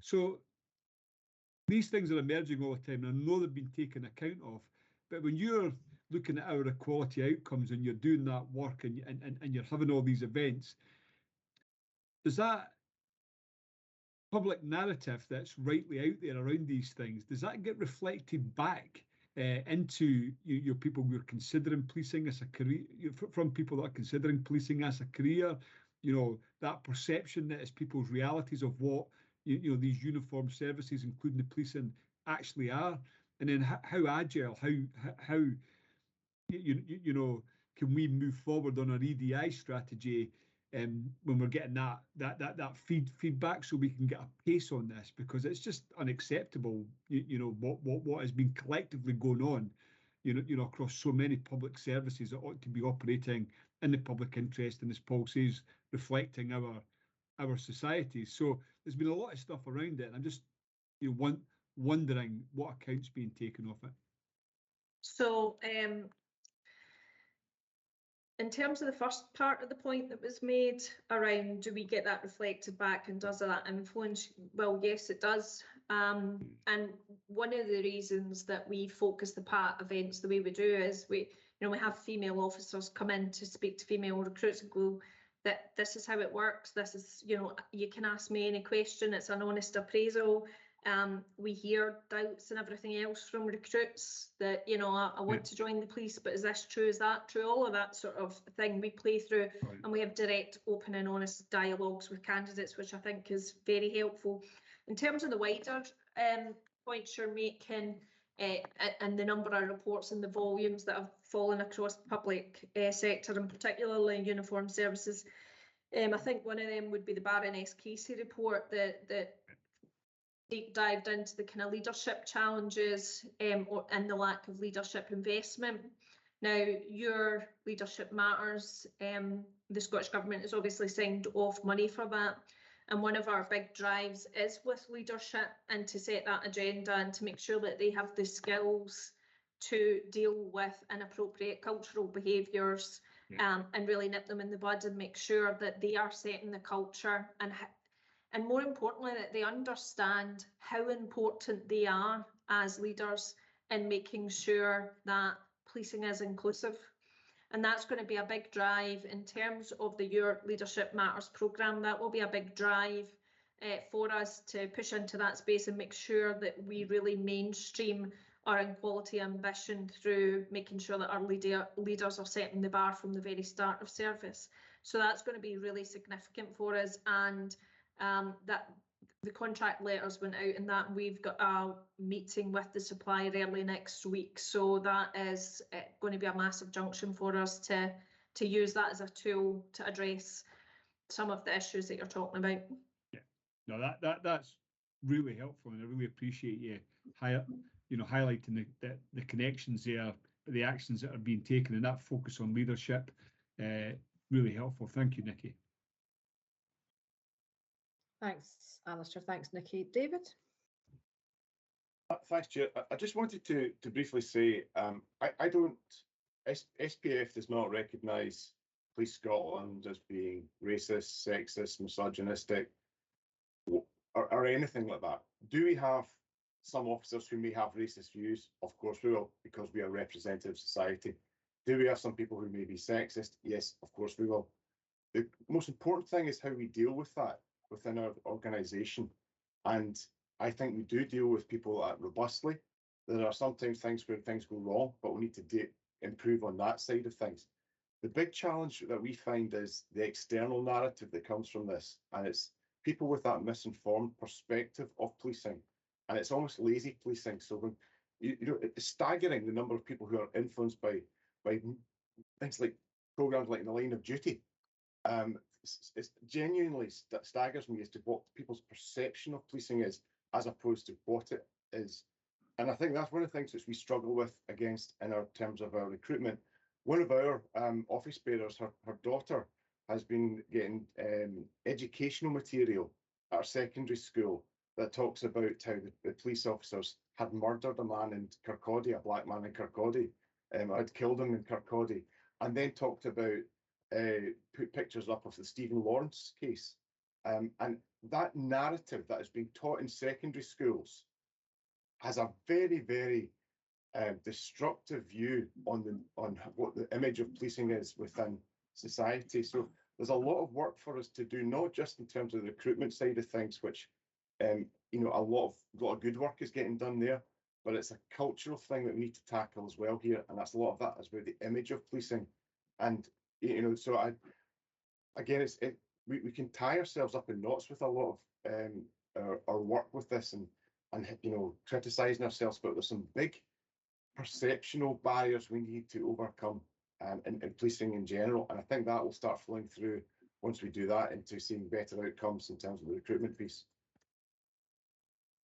David, I think that's really, really helpful, and it may well be, Nikki, to be taken away and reflected on, but we obviously, Police Scotland could produce material for schools that could be used and that represents wider than modern studies in terms of the curriculum, and there must be lots that could be done in whether it's maths or other aspects, and of course the really positive stories that come out that represent so one of the videos that we were shown on Your Safety Matters was really uplifting about a police officer with their police dog and how they worked. And then I was at the Scottish Women's Development Forum Awards a few weeks ago and couldn't help but be inspired by all the stories.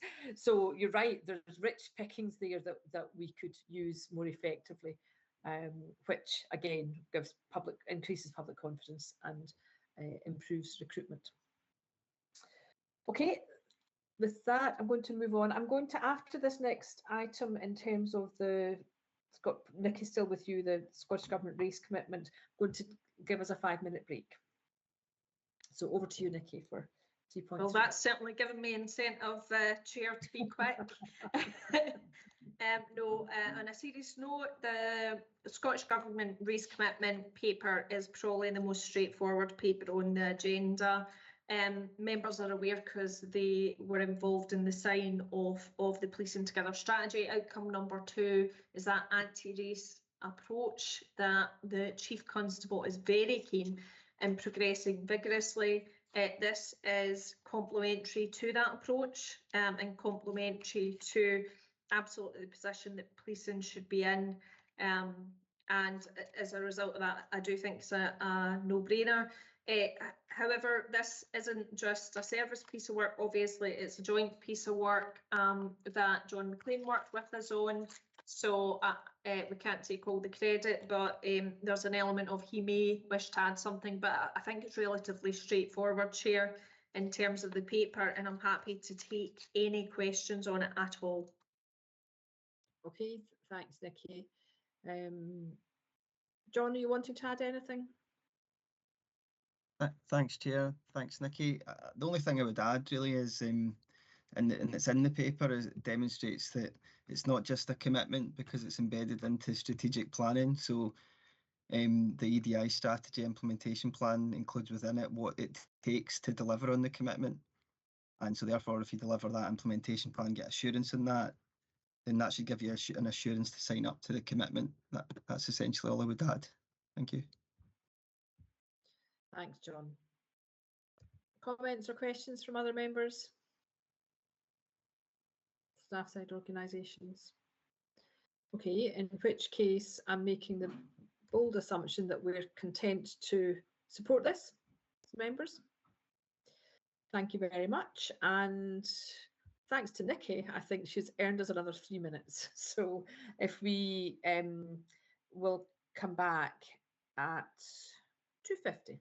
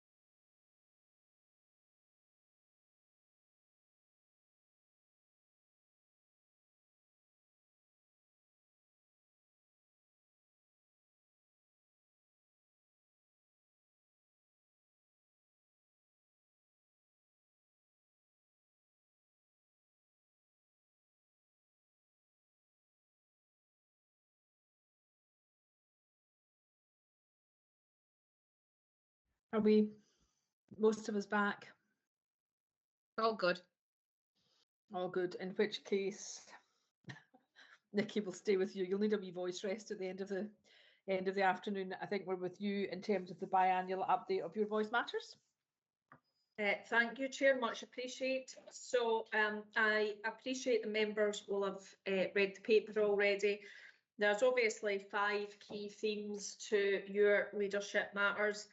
Sorry, not Your Leadership Matters, Your Voice Matters even, but one of them is leadership. We've already discussed the impact that the Your Leadership Matters sign-off will have. That will obviously have a significant impact in terms of a future update of this paper. We've discussed quite a lot about the organisational well-being, which obviously feeds into what we're trying to achieve. We are still running this year, the little things, which I'm sure Kirsty will comment on. We at Senior Leadership Forum launched both our engagement tool, that is a component of this, but in addition to that, our values campaign, which also feeds into the wider behaviours aspects of this. So although there are 18 ambitions and 2 are reported as ready for closure at this stage, there's significant ongoing work in the background that some of those elements I've just discussed will help us leap forward on as a result of getting them signed off. So I will not say anything more because I'm conscious that people will read the report. Kirsty is here, who is doing the lion's share of the lifting on this one, so she will be able to help answer any questions members may have, but I'm happy to stop there, Chair, and take any questions. Nikki, thanks very much indeed. Comments or questions from the members?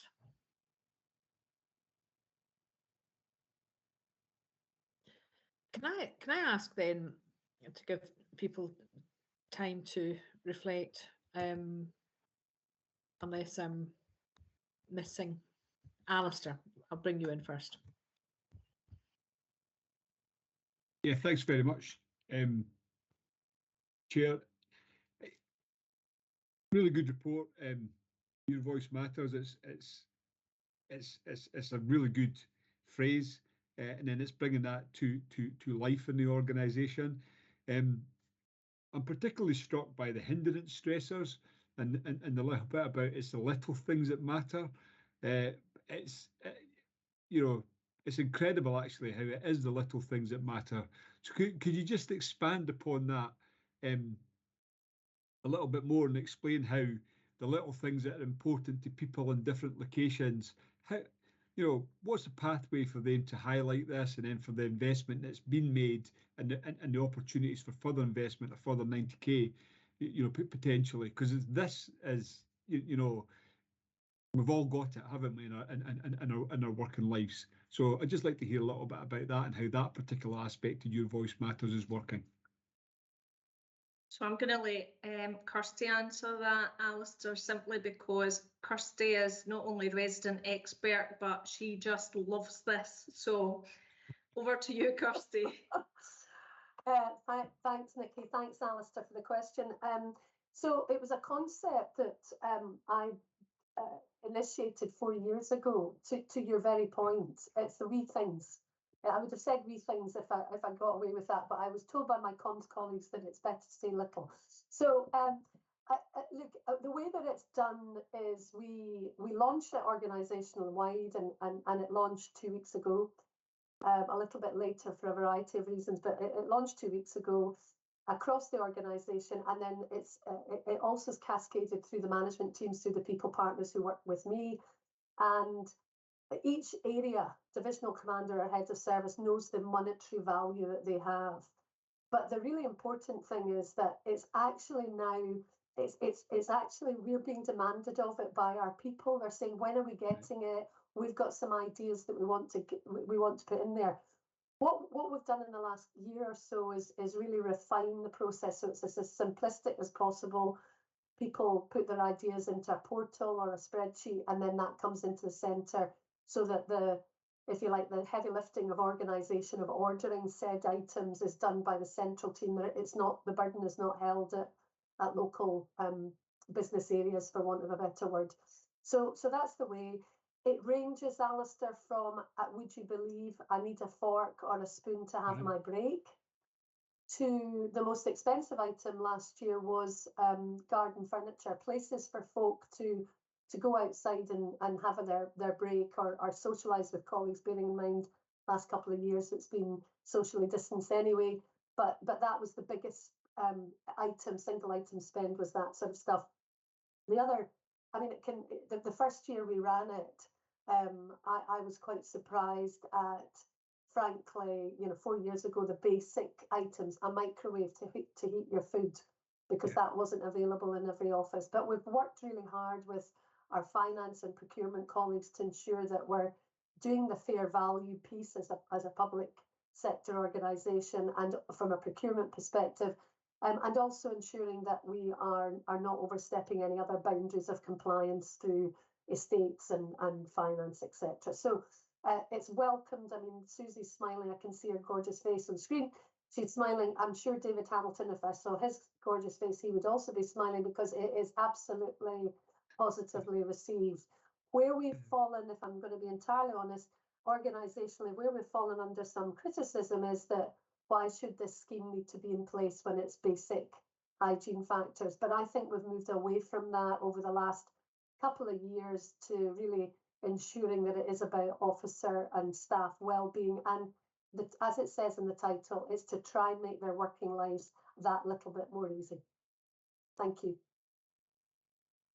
No, and thanks very much for that explanation there, Kirsty. It's a really good concept, and it could easily be lost in the bureaucracy and complexity of large organisations.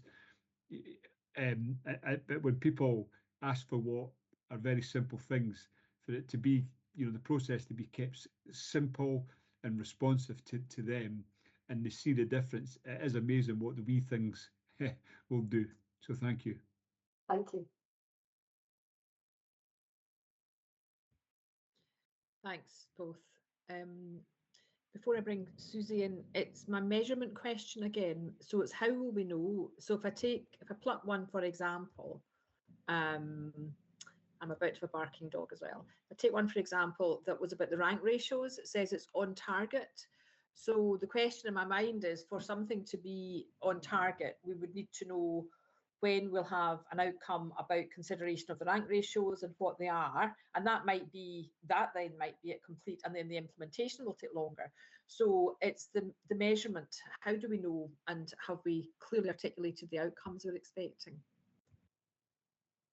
So from my perspective, Chair, that's some work has been done across some areas, but it's not yet, I would suggest, 100%. So as a result, and you'll have seen in the paper that we've got a new chair, ACC Emma Bond.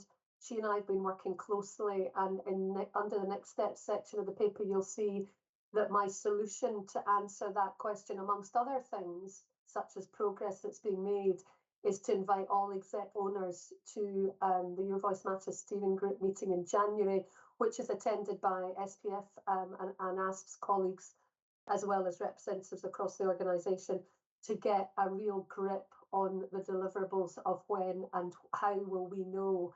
In that broader metric question, Chair, I would say that we won't know whether or not our officers and staff feel more engaged with us as an organisation, have a sense of belonging, meaning and purpose, until we do a next survey. Because organisationally that will give us a total picture. But what I would also say at this forum, where I've said it elsewhere, is I would not be supportive at this stage of nailing down a further survey until we've made more significant progress in terms of the delivery of the implementation plan. And an implementation plan is not a P&D thing, Chair, it's an organisational thing. The Chief has been exceptionally supportive, and that's why we've got exec owners for all of the deliverables. So I know it doesn't fully answer your question, Chair, but I would like to think that post-January's meeting, we will have a greater grip of what you ask. No, I think that would be really, really helpful, Kirsty, and I fully accept there could be survey fatigue, but within that, and if I just continue on the rank ratio one, that's a very practical, tangible thing. So therefore, having and whether we'll have it by December 2027 or we'll have it by April 2023, if we at least have a time frame, then that's going to be helpful. So I would encourage you to encourage at the January meeting as much of that as possible. Okay, Susie then, David. It was just to add a bit of colour around the little things. I would say, I was a divisional superintendent when it came in. There was probably a little bit of cynicism at first when it came in, but the reality of it is, as a busy superintendent with a limited budget, to go and replace or upgrade all the cutlery, make sure that the microwaves that were pat tested, all that sort of thing, and the right sort of thing was really difficult to do. And we used to joke about the shift spoon, but you weren't far off it, So getting those things taken care of from if you like, from a centralised budget was really helpful. And then people started to share the good ideas. And now it's coming in to Kirsty's area. It means that we can get read across as well. And they're getting the economies of scale, and it gets round that people bringing in their own toaster and potentially a fire hazard into the buildings, which I think also used to happen. So I see James nodding. It probably was a nightmare for him. So just to say, a really good scheme. Typical cynicism when it started, but now very much appreciated, certainly at the divisional level. Thanks. That's helpful. Thanks, Susie. And as a worker for having years in public sector, it's where I learned to have coffee with nothing in it because there were never any spoons. So yes, I completely understand that one. David? Yeah, thanks, Chair. I mean, the little things do matter, but the big things matter more. And I think that's the bit that we're really needing to move on a little bit. I do welcome that piece of work. But I do want to see it go into the next stage, which is, why on earth are we not empowering our staff to be able to buy some more spoons, for goodness sake, rather than having to wait for a surveyor response and get. I mean, Susie, as a chief superintendent, should not be worrying about spoons. If someone needs to get a spoon for a staff canteen, get a staff can. The process allows that to happen. And I think my problem with a lot of these responses to surveys in particular is somebody comes in and says solves the problem, and then it's good until somebody moves that new flat and all the spoons disappear again. So we really need to get into that kind of cultural change whereby this is that we can fix that bit, and I don't think we're there yet, to be honest. I think it's still it's Christmas time, and then it moves on, and we have to wait till next Christmas. So I'd like to see that. I think there's a lot of these bigger pieces which still need quite a lot of work, and I absolutely support Kirsty's view that we don't need to be doing any more surveys just now. We've got a long way, a lot of things to fix from what we currently have, and some of these are not going to be able to be fixed. I mean, it's all very well having spoons, but if your roof is leaking in your kitchen, a spoon's not going to really help. So we need to be honest about to our staff about what we can and can't achieve within that. But I mean, I think the work is going in the right direction, but we've got a long way to go yet before we start claiming success on a lot of these things. David, thanks for that, and I think that it's always helpful to just be reminded. So yeah, you're right. But it's about small steps of change, and I think throughout this afternoon's agenda, even just talking about the truth to power, the how that cultural shift that's going to be so important for people to thrive is, there are a number of themes that action's been taken on that should be helping, and I think it's all power to the elbow of the team in January to say, right, what, when, how are we going to move things forwards? And there are other things, and as you know, the authority reflects on the quality of the state, even things like vehicles as well. So there is not one thing that stands alone, and I think it is just important to be reminded of how important all of that being woven together is on the workforce. Kirsty, last word to you. Please, Chair, thanks very much. I just wanted to, I should have said it as part of my update on It's Little Things. in response to a little bit like David's comment, and then I'll move off that to the bigger piece, David, I promise, it is that this is a transition year for It's the Little Things, because one of the things that the pieces of feedback we got was exactly what David's talking about is, yeah, well, what do we do between, you know, March or April and September when we spent all the money? So we're devolving the budgets from April the 1st, and it will be a money available throughout the year, so that as and when a divisional commander or a support super wants to spend money, it is in their gift to do so. There will be a pot of money. So I should have said that, so forgive me, Chair. But to that broader point that David was mentioning, completely concur with what he's saying. I think post-December, when we know the spending review, when one of the points that in January will need to be, as part of Your Voice Matters steering group, is to communicate effectively what is the art of the possible and what we can deliver in that context. And that will form the broader piece of communication around that challenge. Thanks, Chair. Kirsty, thanks very much indeed for that. I'm going to move on now to you, James, in terms of the Q2 and year-end health and safety report, please. Yes, thanks, Chair. Good afternoon. Happy to take the paper as read, but just a few points I'd like to call out I think might be helpful, if that's okay. Just starting with the dashboard at the front, no statutory enforcement notices in place against SPA or Police Scotland. Our ridders are showing a decrease of 52% on the dashboard, but that figure includes COVID, and that explains the drop this year. The figures inside, it breaks down the actual ridder figures within the report. Total reporting has increased by 6.3%, and with some historic underreporting, we view that positively. Assaults show an increase of 14%. Again, we view that positively due to previous underreporting. And I know that members have now had a deep dive into Your Safety Matters and know the amount of work undertaken in this area. Slips, trips and falls are down by 8%, and that's a really important figure because of the number of quite severe incidents we have with foot pursuits and officers being off for a period of time. So I'm pleased to see that down. I'm also pleased to see manual handling down. We've talked about that a lot at recent meetings, down 63%. And that's a genuine decrease. My team have invested a lot of time in manual handling training in specific areas following the pandemic. If I jump to page 4, I've amended the report to allow more space for sources of assurance in order that members can see how we're progressing with issues and to give a wider feel for the assurance.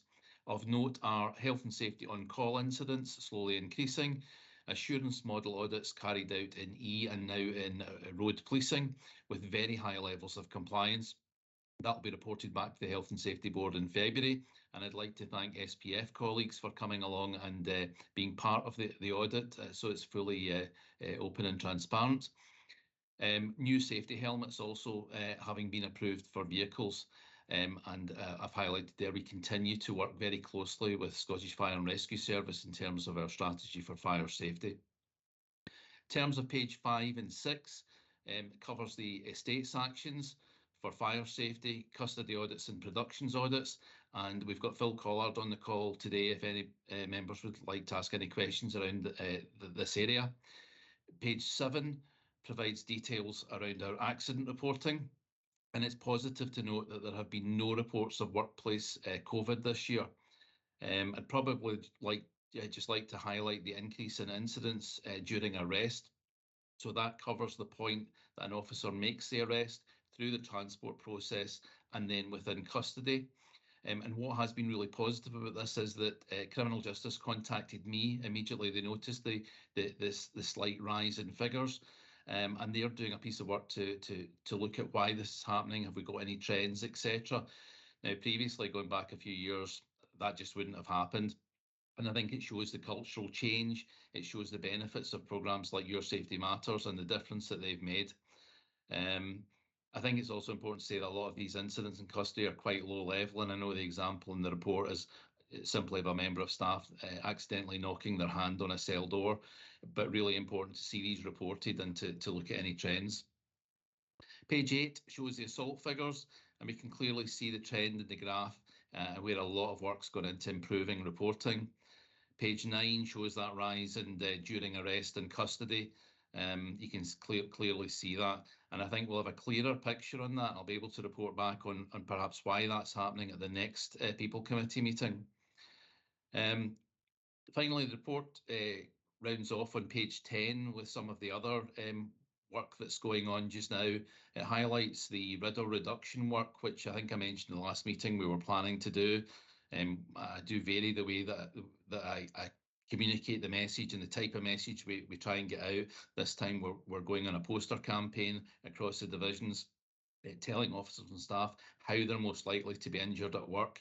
And that's a tried and tested method. We've used that before with some great success. And it directly impacts on our RIDDOR figures. We can actually see them coming down in time. I've also highlighted some of the on-call incidents that my team are dealing with outside normal working hours. I know that members had asked for that at a recent board meeting, so I'll give you a bit of a feel for that. And you'll see the information about metanitazine, the safety alert. So metanitazine is a drug that's being found within some street level drugs. It's 100% stronger than morphine, and it's an inhalational risk. So I know that some forces in other parts of the UK are not doing presumptive drug testing at the moment because of the risk to our officers. This is a real positive here because following the work we did on COVID, our officers are face fitted for FFP3 masks, so they can quite safely follow the advice on the safety alert and continue working in the way that they have around this. And just lastly, one thing that's not in the report simply due to timing, and that's a quick update on hearing protection. We've talked about that before for officers and staff and the link to airwave, etc. Our hearing protection, the new earpieces, are actually now out on procurement, and we should have the first ones back in about 90 days' time, in fact less than that. And we'll, as far as I know, be the first force in the UK to provide hearing protection to our officers and staff out in the front line. Not only does it help with their health issues and their hearing issues, but it also allows officers to hear commands better. It's a real issue if you're using an airwave terminal at a football match or a protest or something which is really, really noisy. You can struggle to hear the commands coming through. So it's a real double-edged sword. So that's a real positive, and I'm very pleased to see that coming through. And we'll keep you up to date on that. That's it from me, Chair. I'm happy to take any questions members might have. James, that's very, very helpful. Thanks for that. And thanks to the team for the Your Safety Matters. I think the use of improvement methodology, the statistical process charts was very, very powerful and great to see that being applied. And I'm assuming that kind of thinking is what's being applied elsewhere. So it's good to see the data, it's good to see the improvements, good to see the analysis of that. Board members, comments or questions? Alistair? Thank you, Chair. As always, James, you're a really comprehensive report, and your commentary adds some really insights. I was really interested in that hearing protection comment that you made. You know, it sounds so obvious when you explain it that way. You know, to be a leader in this field, I look forward to hearing more on that. My question though was about the assaults, and clearly there's top tips, and you see the upward trend in reporting. When will we get to a point where we think that it isn't part of the job, and if it happens, it needs to be reported? So we're not saying, well, the increase is because of increased reporting. We actually have that baseline on, well, this is actually the level of it, and understanding that then obviously helps you as you're doing, to improve the situation. Have we got a focus on when that might be?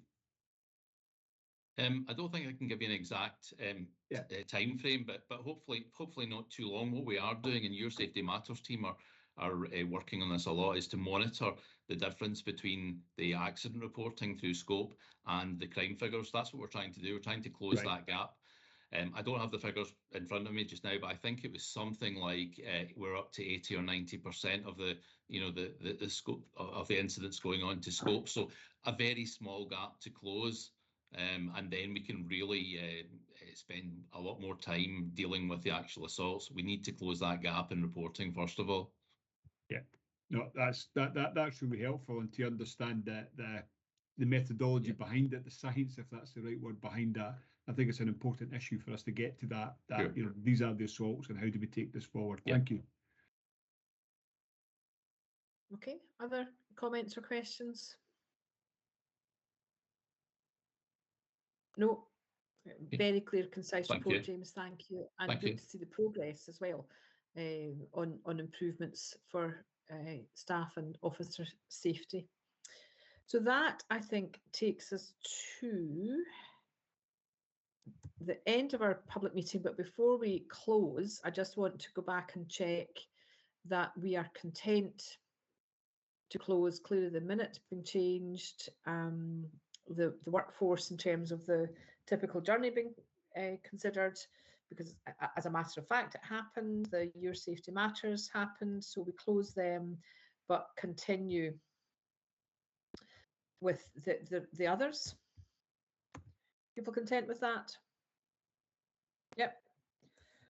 Okay, in which case that is the end of the public meeting. Thank you for anyone who's joined us on live stream, and we'll pause